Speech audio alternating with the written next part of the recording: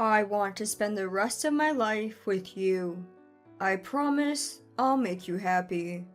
Will you marry me? Those were the words my husband told me when he proposed. Tears welled up in my eyes, blurring my vision. His words struck a chord deep within my heart. I felt engulfed by immense happiness. With him by my side, I felt we could conquer any challenge. No matter what, we'd support each other. Absolutely. Then one day, he shattered my world. I've fallen for someone else. I want a divorce. What? Who could have seen this coming? My husband, with whom I'd spent 6 years, suddenly asking for a divorce? My name is Emily. I've been married to Samuel for 6 years. We'd even just celebrated our anniversary with a lovely dinner at our favorite restaurant. We enjoyed fine wine and a delicious meal. So why now? Wait a minute. You found someone else, and you want a divorce? This has to be a joke, right?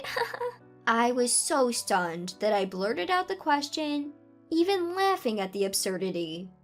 But Samuel looked deadly serious. There was no trace of his usual gentle demeanor. Is this for real? Do you think I'd joke about something like this? Samuel responded with an icy tone I'd never heard before. Hey, why? We've never had big fights. We've always gotten along so well. Why are you doing this? The tears began to well up again. Was I the only one who thought we had a great marriage? Did I miss that he had fallen for someone else? I want kids. What? Kids? If I stay with you, that's not gonna happen, right? So I want to get divorced and marry her instead. Yes, Samuel was right. I can't have children. I found out 3 years into our marriage. Even though we were trying to conceive, nothing was happening.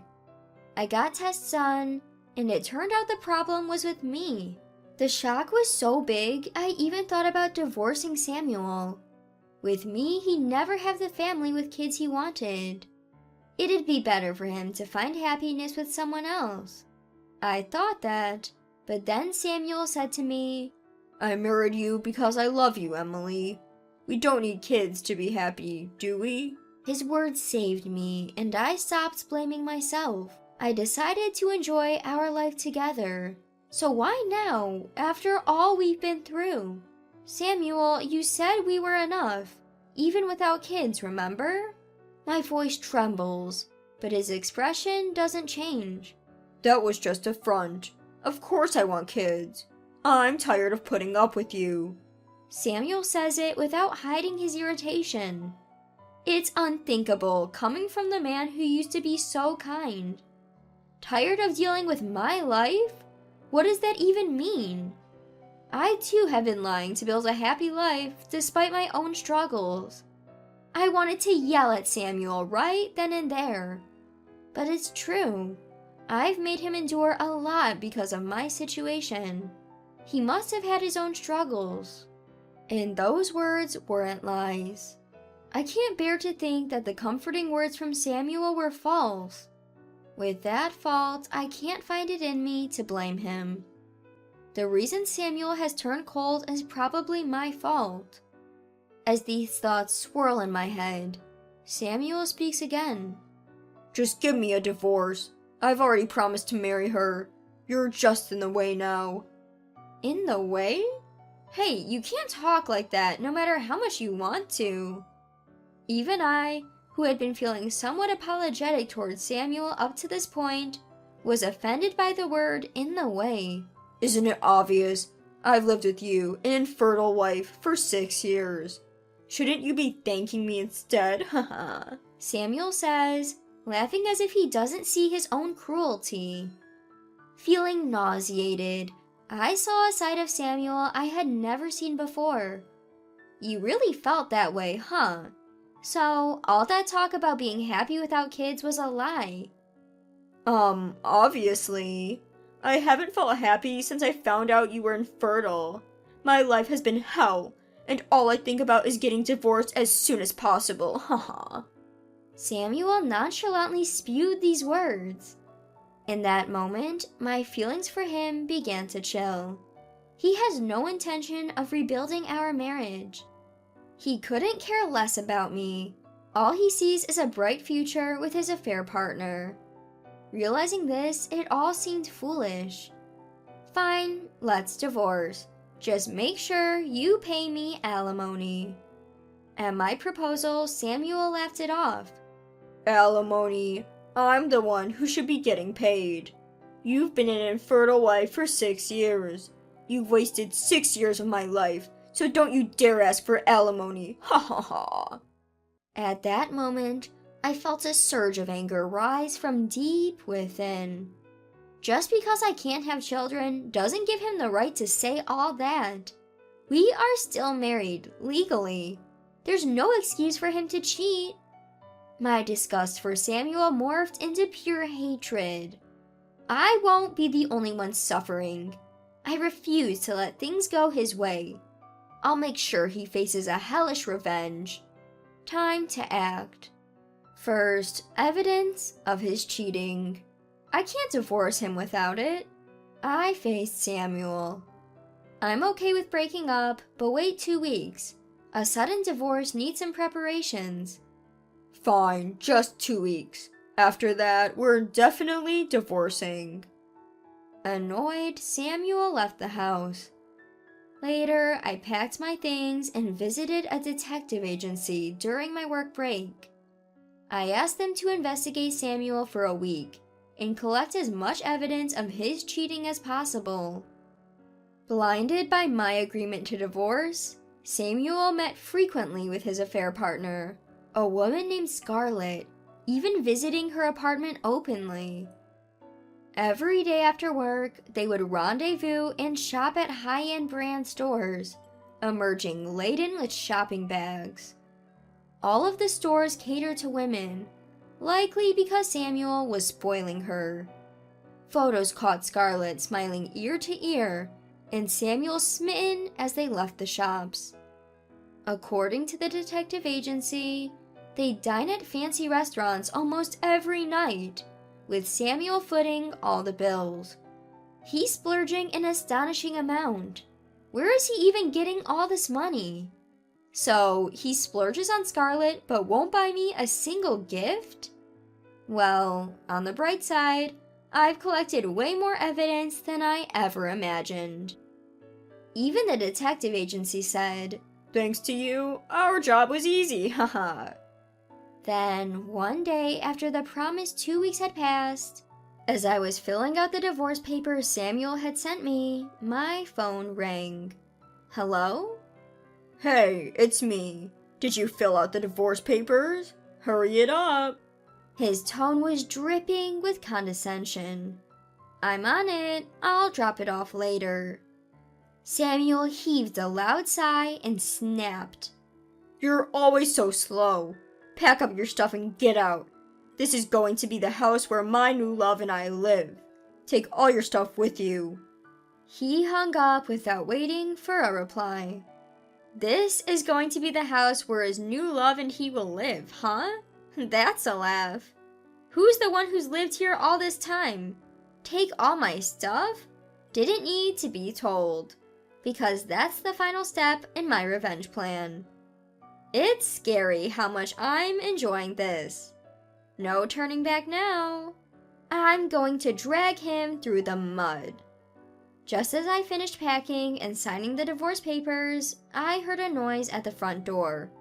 Are you still here? It was Samuel. Why are you here, Samuel? With a smug look on his face, he answered. I've been living at her place. I didn't bring enough clothes, so I came back to take everything. Good timing. I have some documents I need you to fill out too. I took a piece of paper out of my bag and handed it to him. What's this? I talked to my lawyer to avoid any issues post-divorce. It's a legal agreement. Read it carefully and sign. Despite my warning, he scribbled his signature impatiently and tossed the paper back at me. You're such a hassle. Even without this, I have no intention of ever dealing with you again. Ha ha ha. And with that, he headed to his room to collect his things. He should have read it carefully like I advised. I chuckled with a sense of triumph. I knew Samuel was the type to skim over details, avoiding the fine print. But I didn't expect things to go this smoothly. Feeling pleased, I packed up all my belongings in the house.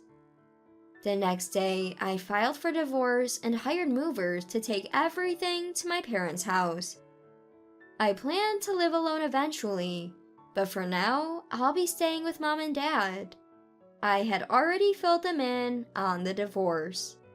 They were furious at first, but when I told them my plan, they both agreed it was a great idea.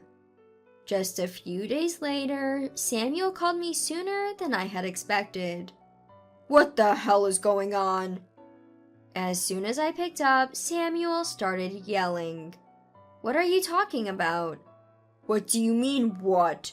Why is the house empty? Panicking, or maybe just enraged, Samuel spewed a string of expletives. I explained the situation calmly. Well, you told me to take all my stuff, right?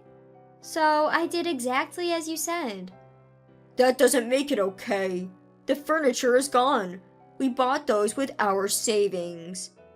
Samuel was fuming, selectively forgetting facts, so I clarified again. Selective memory much? I bought everything in that house with my money. Remember when you lost your job right after we got engaged? My income supported us both. I won't let you forget that. After hearing this, Samuel went silent. Yes, right after we got engaged and bought a place, he lost his job. I bought all the furniture and household items. I had even been covering the mortgage for our condo. It seemed he finally remembered, losing all his bravado. Aw, gone quiet, have you? Haha, just remembered, huh? Oh, and by the way, that condo is marital property. If we sell it, you owe me half the sale price. What? I never heard about this. Well, you did sign the papers, didn't you? I told you to read them carefully. This is what happens when you don't, haha. Signed? You mean on that document? It seems the dim-witted man finally realized. The document I had Samuel sign was full of important clauses. Not just about dividing assets, but also compensation from both Samuel and Scarlett in the divorce settlement. Furthermore, I had provisions for immediate legal action if he tried to contest it. Hearing my explanation, Samuel was at a loss for words. Over the phone, I could hear him sobbing. Why are you crying? Wait a minute, do you even have the right to cry after cheating on me? I'm the one who's hurt here. What do you mean? I don't get what's so bad about what I did. I was completely dumbfounded that Samuel still didn't get that he was in the wrong. What a pathetic man. You're really a lost cause. Thanks for bringing up divorce. I feel so relieved knowing parting ways was the right choice. With those final words to Samuel, I hung up. I blocked his number to make sure he couldn't contact me again. Next, I had my lawyer demand alimony from both Samuel and Scarlett. Surprisingly, they had already broken up. According to my lawyer, Scarlett actually had another boyfriend. So, Samuel was just a fling for her. Scarlett was furious when she was sued for alimony. Why the hell do I have to pay? I was just having fun with that guy. After reluctantly paying the alimony, Scarlett immediately dumped Samuel. Who could have seen this ending coming? From my perspective, it serves them right. Samuel, who was considering remarrying, got dumped and suffered a mental breakdown, even taking a leave from work. Then he called my parents home. I'm selling the apartment, and I'll pay what I owe. I was wrong. Can we try again? Obviously, I had no interest. Don't bother me ever again. If you do, I'll call the police. Goodbye. I hung up after saying that. I made sure to block his number at my parents' home as well. It turns out he was in debt from showering Scarlett with gifts, and now he's running from creditors. No wonder he was spending so much on her. If he was spending all that money on designer brands and fancy dinners, his salary wouldn't cut it. But to think he was even going into debt for her? Rumors about Samuel's affairs, divorce, and debts are swirling at his workplace, and he's now facing termination. Is it sad? Not for me. This has become my perfect revenge. I have no regrets. Samuel brought this all on himself. From now on, I'll live solely for my own happiness. I made a firm vow to myself.